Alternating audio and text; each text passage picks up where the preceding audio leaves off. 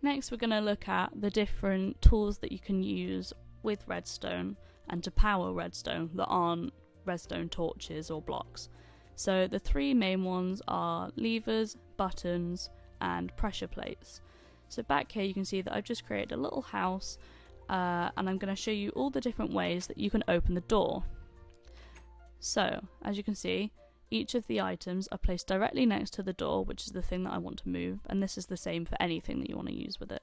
So if we look at the lever first, when I push the lever down, the door is open, and it will stay open until I push the lever back up and the door closes again. So it's a permanent solution to moving something.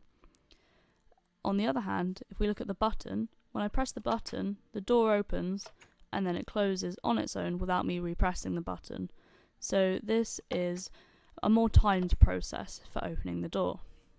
Now, if we look at this wooden pressure plate, which is different from, say, a stone pressure plate, I can just stand on it and the door will open and let me walk past, and then it will close behind me, the same way that the button just turns on and off. So I have to have something on the pressure plate in order for it to work.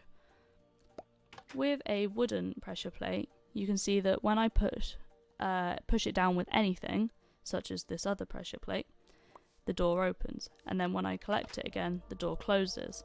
So if we do that again, put some redstone down on the wooden pressure plate, and until it floats away, the door is open. If I swap this for a stone pressure plate, and then do the same, you'll see that it does not work.